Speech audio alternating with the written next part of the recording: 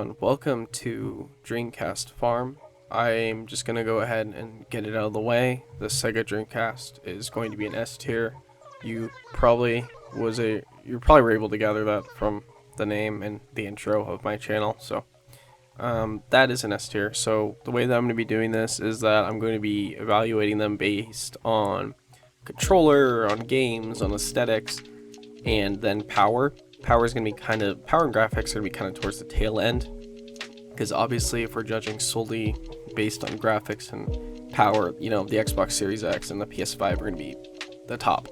And I don't think any, not even the most vocal PlayStation and Xbox fanboys would say those are the two greatest consoles of all time. Maybe they do, but I doubt it.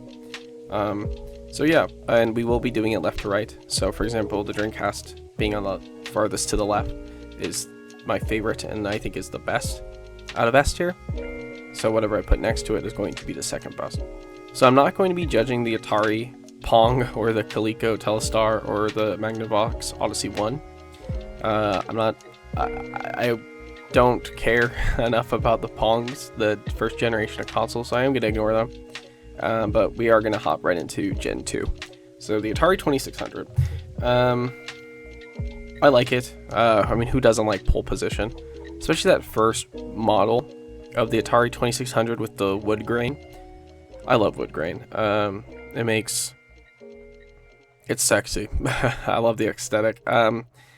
The joystick is pretty good. It's out of the Gen 2 consoles, that's probably my favorite controller. The Intellivision is pretty close, but yeah, the 2600s is pretty good. So where I think I'm gonna put it is going to be in C. It obviously popularized games before even the NES did. I mean, it still was considered niche, but it really blew up. There's a lot of good games on there that are still fun to this day, but would you really want to play them on that, or would you rather play it on the Atari 50 collection on your Switch or Xbox or on Steam, But I'd argue that the other Atari consoles, that backwards compatibility are a better way to play it than on the Atari 2600. I will also say that the Atari 2600 Junior is also a very good, aesthetically pleasing design as well. Matches very well with the 5200 and 7800 consoles. So next we have the 5200. Yes, Atari did indeed release two consoles in the same gen, so it's not too weird that the Wii U and Switch came out in the same generation.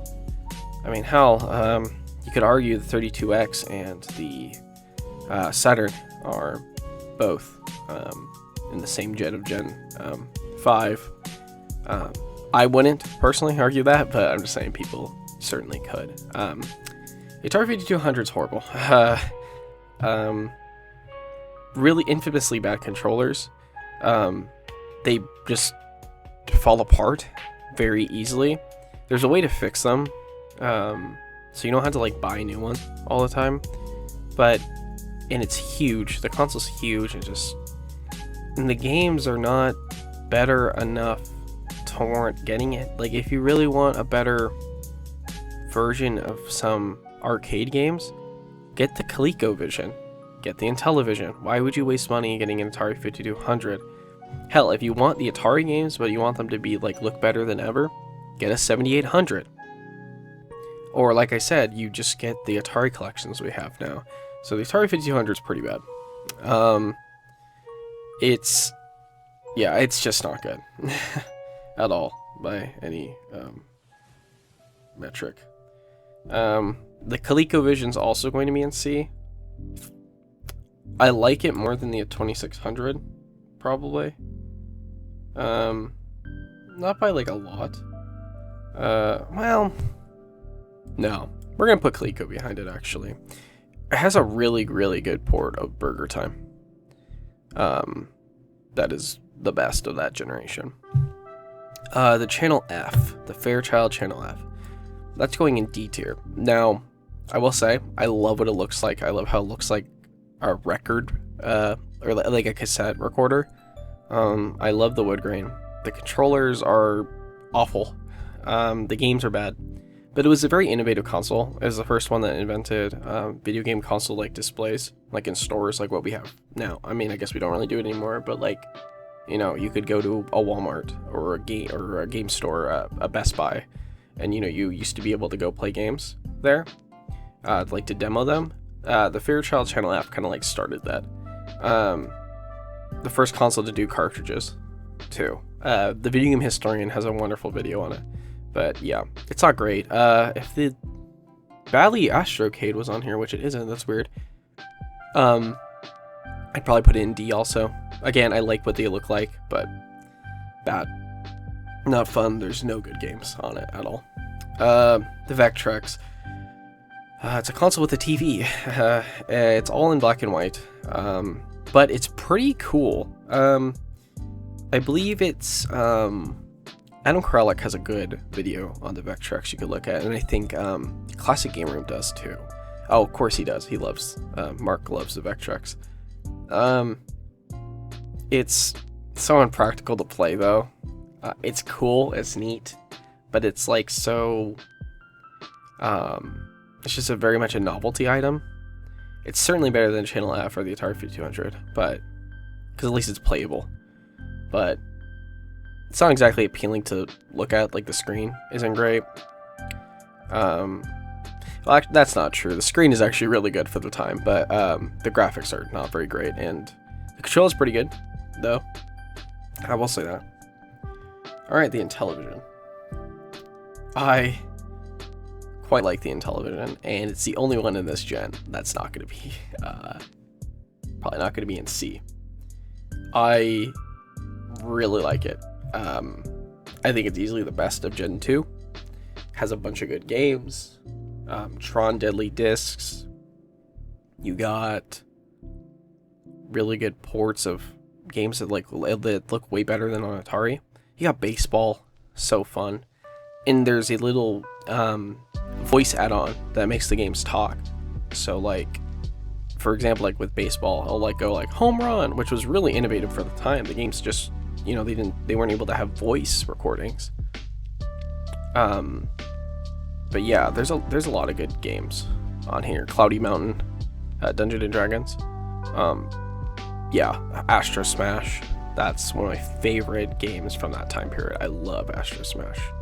Such a fun, basic game. All right, moving on. I'm not gonna rate the Game & Watch because I've never touched that thing in my entire life. So, we're gonna move on to the Atari 7800. I have one of those. I love the 7800. I don't remember what the name of the game is that LucasArts made. I'm sorry. Amazing. It's like some insane 3D graphics that you would not expect on that thing. The only downside with the Atari 7800 really is that it uses the same sound chip as the 2600, so the audio in it sounds horrible, which sucks. It's really upsetting. It has some like kind of nostalgic, like it's a classic sound, but some are just that high-pitched, obnoxious sound effects that you expect from the 2600 or the Channel F and that you just hate. But the 7800 is pretty good. I like the controller. I've heard some people dislike it, but you can get in Europe, or I think the UK specifically, had a really cool controller where it had like a thumbstick. It was basically a D-pad, but like with a thumbstick on top of it, so only was the 4 directions. And 2 buttons. It was like more like an NES controller. Phenomenal controller. I have one of those. I got that for a steal of like 15 bucks on eBay. People make third-party controllers all the time. You can find them on Etsy, Atari Age forums. The Atari 7800 is great, so I recommend giving the regular classic controller a try. If you don't like it, I would look for a third-party new controller that people have made, or go get that European official one if you have some extra money to spend. I've never played a Commodore 64, so I'm sorry. I'm not ranking it either. But we got the NES. The NES. That is easily going to be the best here in B tier. Just based on what I'm looking at here. Like the other game consoles that I'm going to end up listing on here, I think the NES is easily going to be the best in B. Obviously, it revolutionized gaming. Nintendo really came in and just saved the industry. Obviously, you have such amazing games on there. You got the classic Mario Bros. Arcade game, the best version of it. You have, obviously, Super Mario Brothers. You have, like, just so many good games on there. Obviously, in Japan, they had it on the disc system, but then over here, we ended up getting it on cartridge. But, like, Metroid, Legend of Zelda, obviously, like, I can't say anything new that other people haven't already said about the NES. I did play it a bit in my childhood, despite me obviously not, I'm way too young to have been alive back then when it was actually out, but I did play it a bit in my childhood. I had some friends that had it, neighbors that had it, so I got to play it quite a bit. But it's pretty good. I like it. I think it's still worth having. It's worth having instead of playing it on like the Switch online shop or whatever. I'd recommend playing it on the original hardware. But the NES is awesome. Sega Master System. Oh boy. I'm gonna put that down here. It's really awesome. I love the Master System, and so does Brazil, apparently, to this day. They still make them down there. Can you believe that? Sega still makes them through, I think it's called Tactoy. They still release consoles down there. They recently, like, last year or maybe the year before, whenever Sonic the Hedgehog's anniversary was, Sega, well, Tactoy, made a special Sonic edition of the Master System. Like, that's so cool. Tectoy. I think it's Tectoy. But anyway, the Master System's awesome. You got Alex Kidd on there. You have amazing ports of Sonic on there that you wouldn't expect. So like those shoddy Game Gear games of Sonic 1 and 2, they are much better on the Master System. Like they're actually like just full games. You know, especially on Sonic 2, you can actually see where the hell you're going. The Master System is awesome. Yeah, it's so cool. If I'm not mistaken, it did really, really good in Europe. I don't think it did too hot in America or Japan. But yeah, I think just like Europe and Brazil, it did phenomenal. But great console. I forgot to mention at the beginning, I'm not ranking. Like, for example, I'm not going to rank handhelds, and I'm also not going to rank these unnecessary, like, Generation 2, like, type crap. Or you see TurboGrafx 16 Mini, like, I'm not ranking that. I'm going to rank the TurboGrafx 16, though. TurboGrafx 16 is pretty freaking awesome.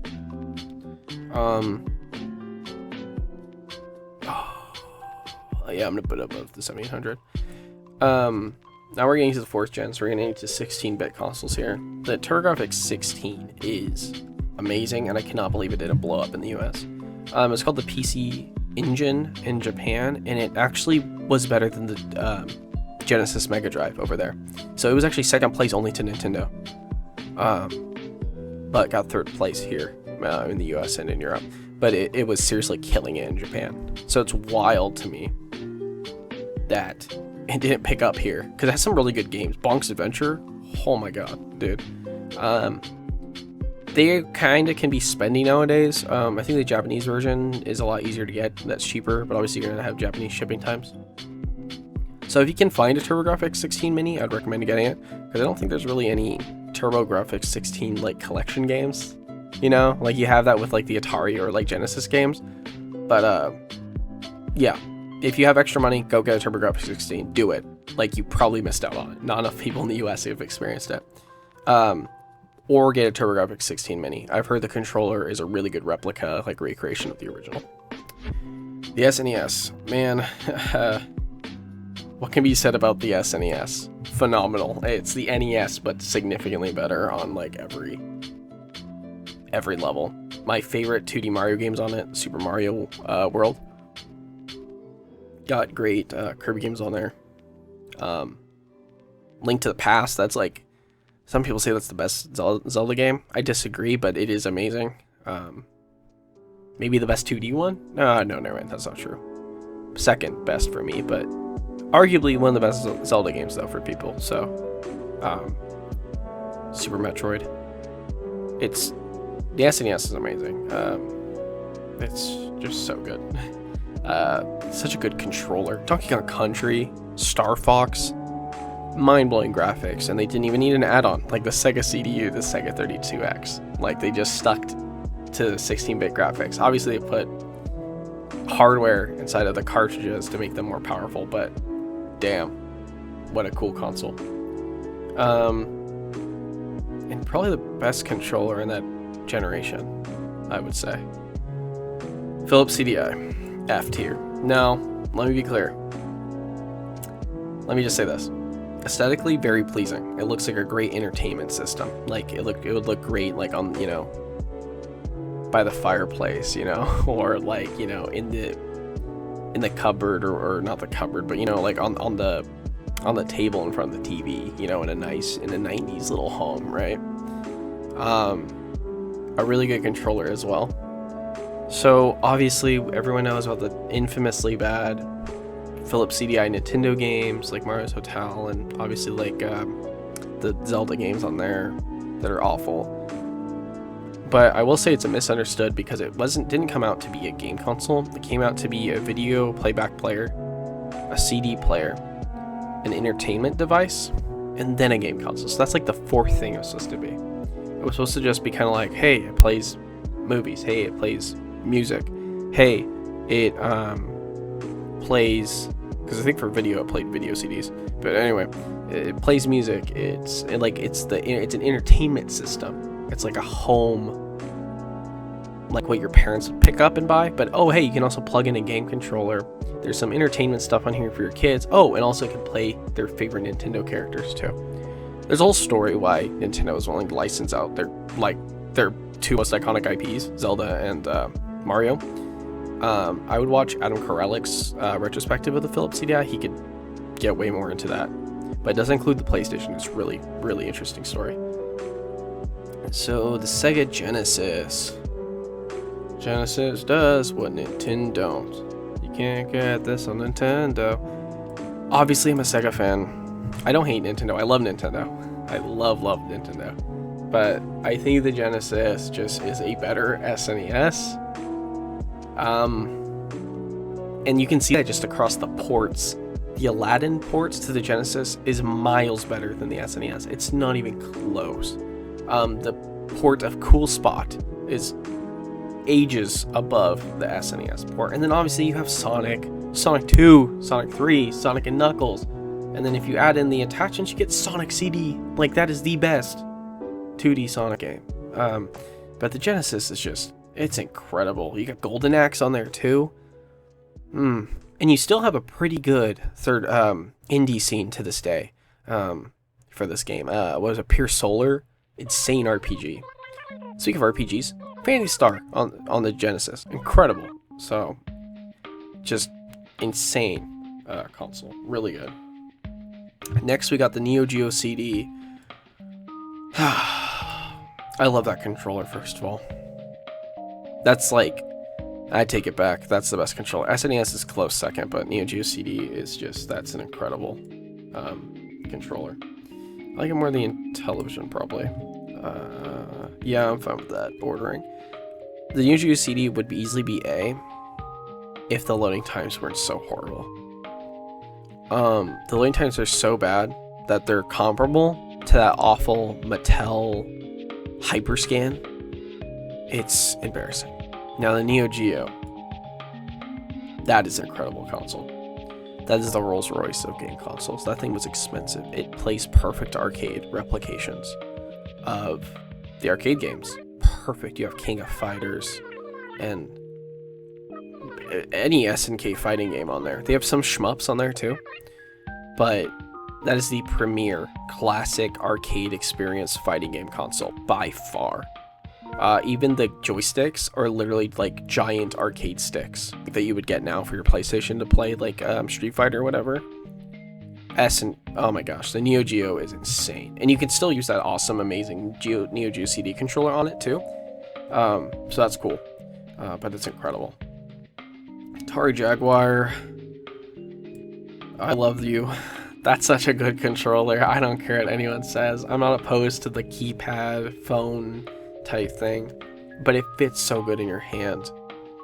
I feel like most people that hate on the Jaguar controller just hate it based on appearance, like what it looks like. They're like, ew, I don't want that. it is phenomenal controller. It is actually really good. It especially works for the games. That Aliens game is great. Rayman on the Atari Jaguar is pristine, man. The Jaguar has so many good games. It does not deserve the hate that it gets at all. I feel like that's probably gonna be my most controversial opinion. Honestly, it's not putting it in D or F, but you can't. It's one of my favorites. I love the Atari Jaguar. It's one of my favorites, but I'm willing to put it in C because I understand it has its fallbacks, obviously. But the Jaguar is good. Next up, we got the N64. Wow. What can we say about the Nintendo 64? It's incredible. The Nintendo 64 is an incredible console. I love the controller, man. Mostly because I actually know how to use it. You know, people try to put their hands on the most outer part and then try to touch the thumbstick. Nah, dude, you gotta put... It depends on the game. If you're playing a 2D game that doesn't use the thumbstick, then you put both your hands on the outer part, right? On the outer tabs. But then if you use the thumbstick, you put your left hand in the middle part. That's why it is like that. And it feels perfectly fine. So if you're playing Mario 64, you know, hold it like towards the middle. And then if you're playing like a 2D type game, you hold it on the outside. So anyway, Nintendo 64 has many easy games. Mario 64, like I said, Perfect Dark, Killer Instinct Gold, Wave Racer 64, Conker's Bad Fur Day, Banjo-Kazooie, the Glover, the list goes on and on. Amazing console. One of the best Nintendo consoles. It's so fun, and the graphics are so appealing even today. And if you get one of the Aeon Super 64, so you can get HDMI out without having to modify your 64, oh my gosh, makes the graphics and the colors pop even better. It looks so good. Such a great console. The Virtual Boy, obviously it's an F. Now, I'm kind of cheating here because the Virtual Boy actually was intended to be a portable. I don't know if you guys knew, but the designer of the Game Boy, original Game Boy, and later the Bandai Wonder Swan, one of the best handheld consoles ever.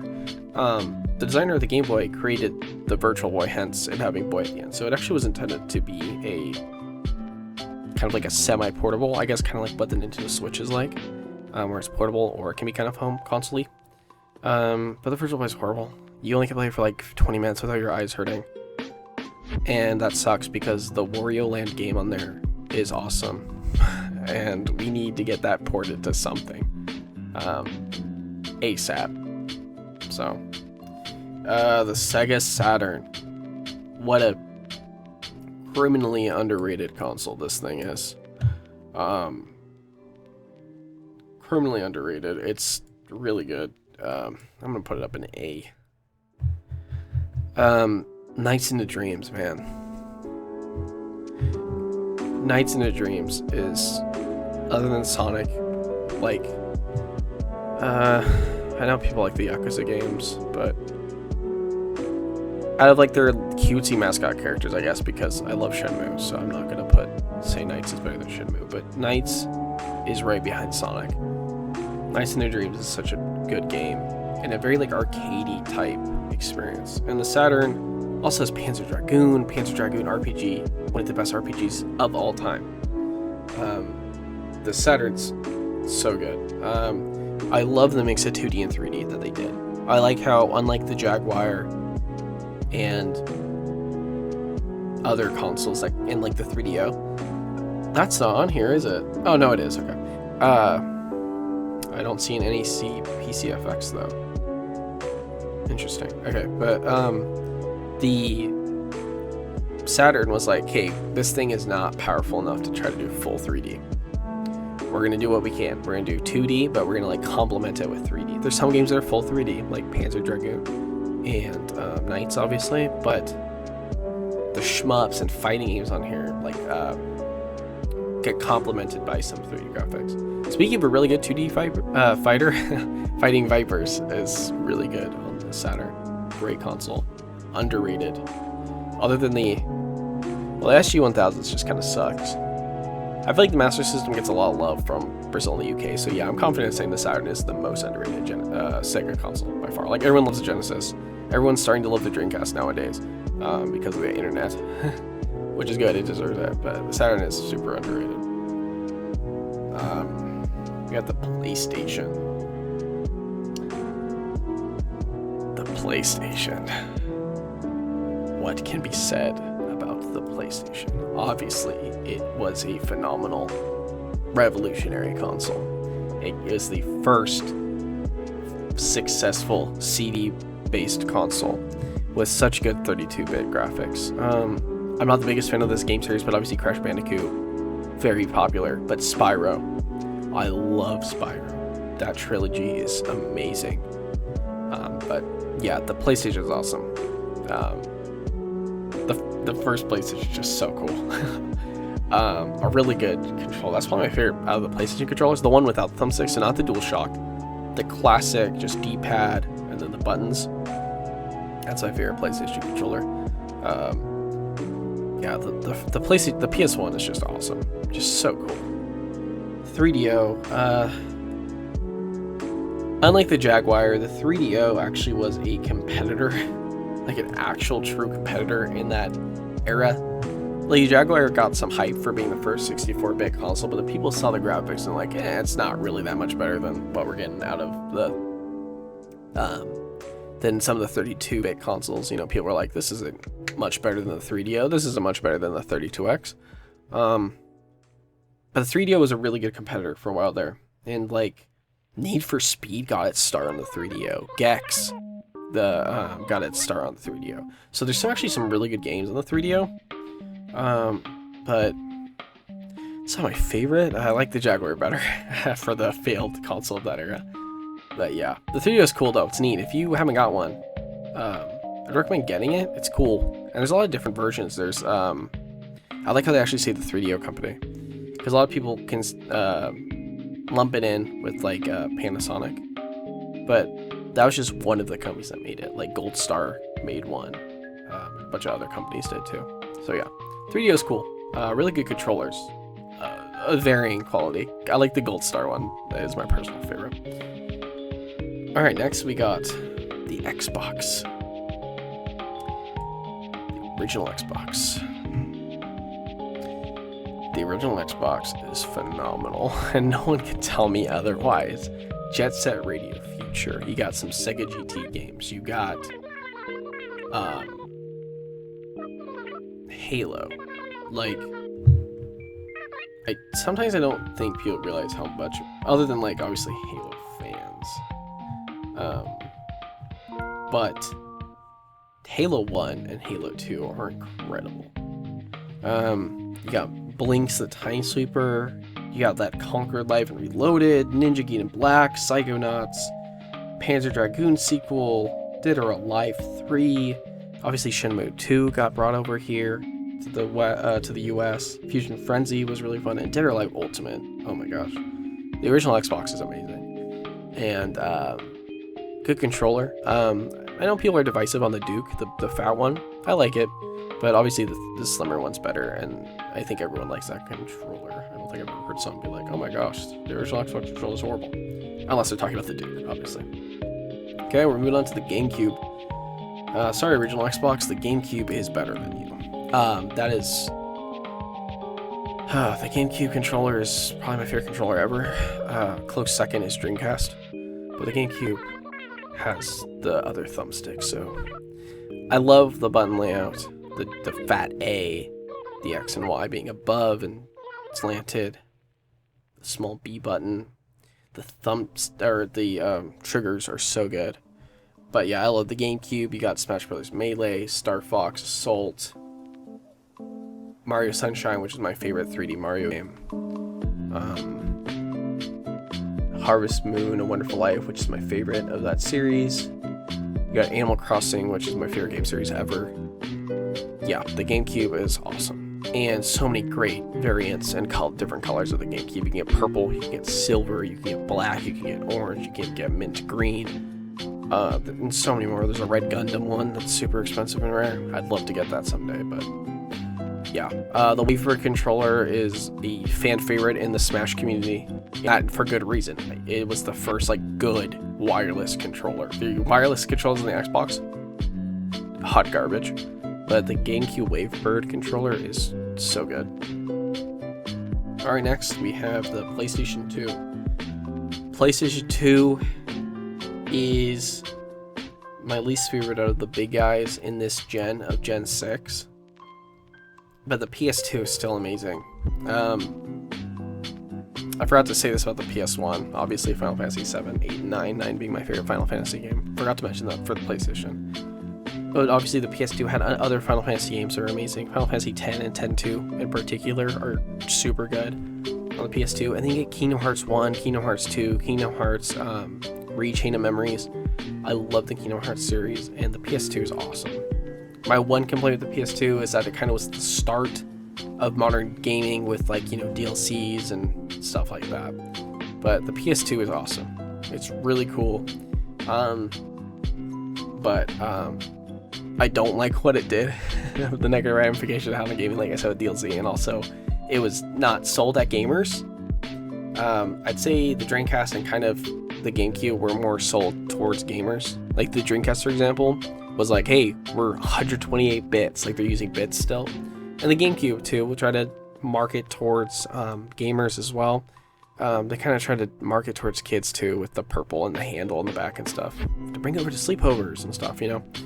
The original Xbox also tried to market to gamers and stuff, but more like the teenagers, you know, like they were trying to, Dreamcast was like gamers everybody, while the Xbox and GameCube were kind of trying to focus on specific groups of gamers, of demographics. And the PS2 heavily relied on the fact that it could play DVDs for its success.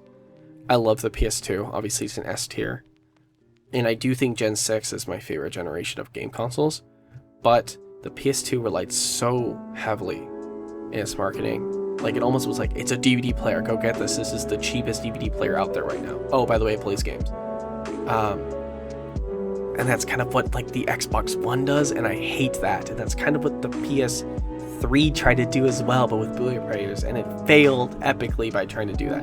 So I hate what it has done by trying to make game consoles into basically what the Philips CDI tried to do all the way back in the 4th generation. And I hate it. I want game consoles. I don't need to do another stream box, another Blu-ray player. Like, stop. So I hate what the PS2 has done to gaming. It has ruined it horribly, but it cannot be denied that the PS2 is such a great game console. So despite all that, I had to put it up there. And also the controller is still really good. It's not that garbage PS4 controller. I love the PS2 controller. Not as much as the PS1, but the PS2 controller is good. Xbox 360 is... it's going to be controversial, I think. Kind of. I don't think at the time if you said it, it would have been controversial, but it's controversial now, I'd say. It's my second favorite gaming console. Halo 3, Halo Reach, Halo ODST. Perfect Dark Zero, Lost Odyssey, Fable, Gears. You got really good games on here, and it was the premier console to play multiplayer games online. Like the Dreamcast did it, like you could play online with the Dreamcast. You could play online with the original Xbox. I had a blast growing up playing Battlefront 2 online on the original Xbox. But the 360 was the premier way to do it. You couldn't do it on the PS3, and I'll get more into that later, but the 360 was the premier main way to play on there. You couldn't do it anywhere else. And that was amazing. Call of Duty, that was the way to play Call of Duty online, was Xbox 360, and that was some of the best COD games. Modern Warfare 2, Black Ops 2. You had the zombies community like overwhelmingly playing it on 360. But yeah, the best way by far to play. Obviously, Red Ring of Death sucked. They got rid of it in the next generations of it, Gen 2, especially Gen 3. No problems whatsoever with the Red Ring of Death. But yeah, Red Ring of Death is probably the only blemish on the 360. Oh, and they ruined Banjo-Kazooie. So, alright, PS3. Again, this is probably going to be controversial, but again, if you said at the time, I don't think it would have been. But nowadays, people are more tribalized. Putting it down at B. Obviously, can't be denied the PS3 has some good games. I also like how the fat ones are backwards compatible. That's great. I guess like PS3 is a good way to play Sly Cooper. I like Final Fantasy 13, the whole 13 trilogy. But I can play those on the Xbox One now, for example. Or I could play them on the 360 even. But the PS3, you couldn't play it online like ever. I don't know if people remember, but the Sony online services were like down almost its entire lifetime. They constantly were getting data breaches and security breaches. And the PS3 was so abhorrently expensive when it came out because they forced a Blu-ray player into it, because Sony was trying to capture the same power they could with the PS2's marketing, where they were like, hey, it's a DVD player, it's got a DVD player, it's got a DVD player. The PS3 tried to do the same thing with Blu-ray player, and it failed miserably at the start. The PS3 had no games when it came out. Now the 360 at least had some games, like for example Perfect Dark Zero. I know it's a controversial game, some people like it, people either hate it or they love it. I personally like it, but that's a property that's important. It was a Rare game, like everybody loved Rare at the time. PS3 had like no games, and then the PlayStation Move, which was trying to copy the Wii, that failed miserably too. Like that's just the most blatant thing ever. At least the 360 tried to do something different with the Kinect. Even though the Kinect wasn't great, at least they tried. But Sony literally just was like, hey, this is our own nunchucks. Like, really? I think Sony got complacent with the PS3 because the PS2 and PlayStation 1 are amazing and some of the best consoles ever made. The PS3 just fumbles. But they do bounce back. I don't hate Sony. I mean, obviously, I don't because PS2 and PS1 are up there in S. But PS3 is pretty bad. But there are some redeeming qualities too for it. But I also like the look of the console a lot. But yeah. So what do we have next? Got the Wii. Oh boy. The Wii was a international phenomenon. Everybody had a Wii. My grandparents had a Wii. My uncle and aunt had a Wii. Everybody owned a Wii. Its success cannot be denied. It has my favorite Animal Crossing game, City Folk. It had Smash Bros. Brawl, which has the best Smash Bros. Campaign. Wii Sports, sure it's a tech demo, but literally hours of play you could put into it. The Wii is amazing. And if you don't like that controller, you can use a GameCube controller for a lot of the games. You can use the classic controller. Also, the Wii had the Wii Shop where you could download so many classic games. And it had a GameCube backwards compatibility, which was insanely smart. The Wii had great Harvest Moon games. They had a good port to Magical Melody, and then they also had some exclusives like Tree of Tranquility and Animal Parade, which is a lot of people say that's the best Harvest Moon game. But yeah, the Wii is awesome. I feel like people have started to kind of dislike it for some reason in recent years. Maybe I'm wrong. Maybe it's just the people I see on, online on like Twitter and whatever, or X. Sorry, but the Wii is awesome. It's incredible. It was so successful. Its success cannot be overstated. I guess I forgot to mention also, I'm going to skip things like the Stadia and stuff too. That's pointless, in my opinion. All right, we're moving on. The Xbox One. So, I like the Xbox One a fair bit.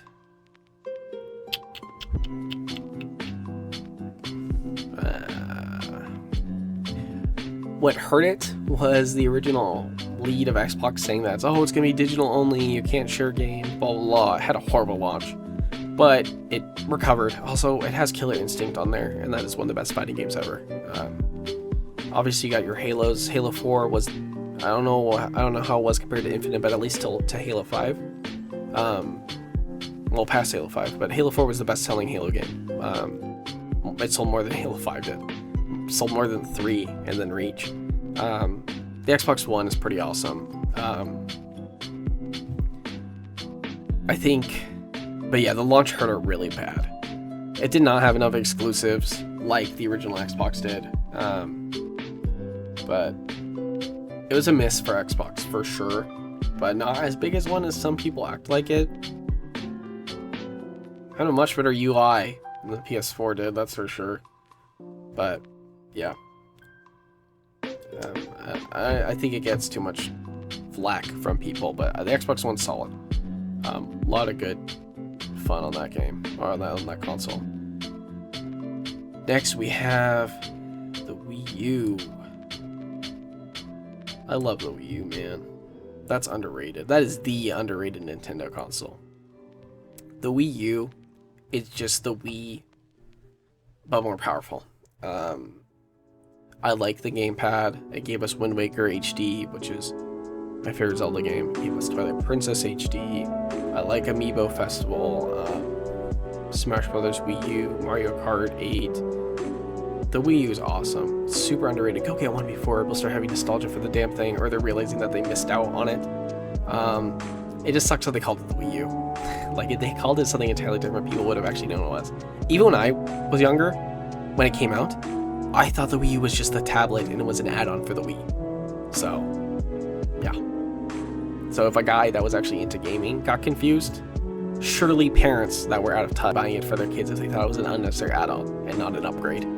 So, bad job, Nintendo, which is weird. I mean, Nintendo has made some weird mistakes, like making the N64 cartridge base and making the Wii really underpowered, and the GameCube using mini CDs. So they've made quite a few mistakes, but that's their biggest blunder for sure. But oh my gosh, I love the Wii U. Nintendo Switch is awesome. Animal Crossing New Horizons, a really good indie scene. Link's Awakening remake, Smash Bros. Ultimate, the best Smash Bros. Game. Mario Kart 8 Deluxe, the best Mario Kart game. Take that back, Double Dash is the best one, but the Switch is awesome. Like Story of Seasons, Pioneer Town, Pioneers of Olive Town. I don't the ease of going from handheld to console on the Switch is just so cool. And Breath of the Wild, Tears of the Kingdom, Mario Odyssey, Splatoon 2, Splatoon 3. Switch has some amazing exclusive. You know, PlayStation fans will talk exclusives day in, day out. I think the Switch has it though. There's just so, I'm sorry, like, I know The Last of Us is amazing game, like, great game, a pioneer of like epic storytelling in games. But I'm sorry, but Mario, Zelda, Kirby, those IPs have some more power, and it shows. The Nintendo is the only company that could get away with releasing underpowered hardware. Could you imagine if the Xbox came out was like, hey, this thing's weak, but we have Halo, right, guys? Like, don't get me wrong, Halo's amazing, and the first Halo revolutionized first-person shooters. But like, seriously, what if the PlayStation came out with a super underpowered console and was like, Ratchet and Clank, yeah, it's not working. Nintendo can get away with it, and they're the only ones that can. The Switch is awesome. Insanely good exclusives. And a very convenient console. The PS4.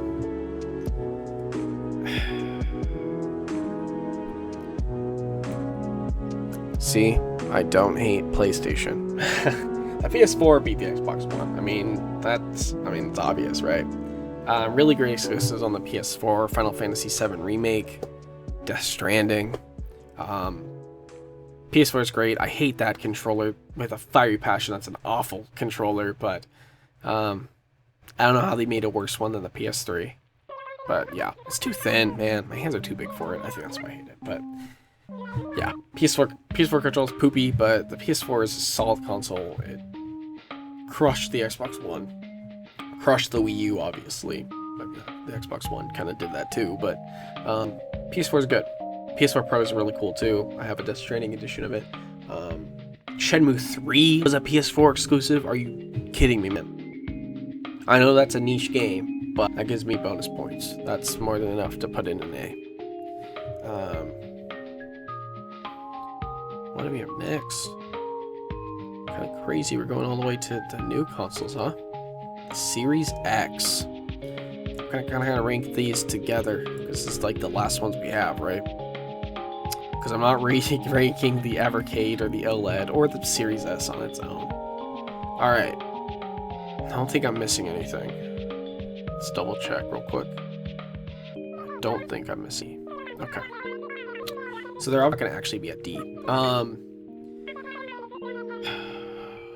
So the Series X is obviously the Xbox One, but better. And I like it a little bit more than the PS5. I think the PS5 controller is solid. That's a good controller. Good job, guys. Way to bounce back. But the Series X, it's seriously just the Xbox One, but more powerful and better.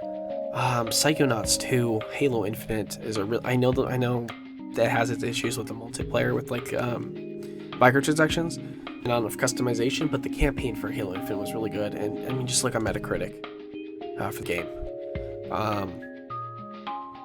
You got Flight Simulator and Forza. I know that doesn't appeal to everybody, but that's a huge market of games.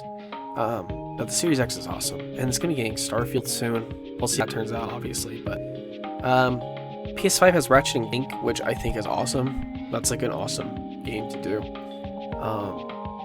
But things like Gran Turismo fumbled horribly. So we'll see. I think the guy in charge of Sony, I forget what his name is. It's just, he's no Phil Spencer. I'm sorry. Phil Spencer makes better decisions. I mean, obviously we had Redfall was a big that's a miss, but apparently that was in development before Xbox acquired Bethesda. But yeah, the PS5, I think they need to change the leadership, and then we'll definitely see this thing succeed. But I'm putting them in B because they both are better than the Xbox One, but I don't think they're as good as the NES or Wii U yet. So I'm putting them in B for now because they're certainly better than the things below it, but they haven't quite gotten the enjoyment as the things above it yet, but we'll see. You know, what are we, 2-3 years in? So there's a long way to go still. I mean, like I said, Starfield isn't out yet. PlayStation, Sony certainly has exclusive way. Oh, forgot to mention also Final Fantasy wasn't as good as everyone had hoped. Also, I will say that, which was very funny because I love Final Fantasy, but 16 ended up being a disappointment, kind of a disappointment. Very mixed reviews, unfortunately. But yeah, so we'll see. Sony can easily take it and hop up into A right by the PS4, or maybe even go past the Switch and Genesis, or hell, maybe even past the N64. But maybe the Series X will do that. Maybe Starfield's going to knock our socks off and it's going to be up in A as well. But yeah, so this is my tier list of the game consoles that are on here. They're missing you like the Magnavox Odyssey 2, the NEC PCFX, but I don't think anyone would have cared about if the PCFX was on here or not. Yeah, there's a few consoles missing from the 5th and 4th gen, 5th gen especially. Yeah, where's the Apple Pippin, for example? That's not on here, but I never played it before, so I don't care. But anyways, yeah, that's my tier list. Thanks guys for watching. If you made it all the way to the end, I appreciate it. Again, these are my opinions, guys. Really none of these are horrible other than, you know, DNF. So yeah, I like most of these, and I'm not a PlayStation fan, I'm not an Xbox fanboy. I kind of fanboyed over Nintendo throughout this a bit, and Sega as well, but I like all these game consoles. I have a PlayStation, I have an Xbox, I have a Switch, you know, I have a bunch of these classic consoles as well, so I just like games that are fun. So yeah, thanks for watching guys. Please like, comment, or subscribe, and don't forget to use code DREAMCAST at rogueenergy.com. Thanks for watching.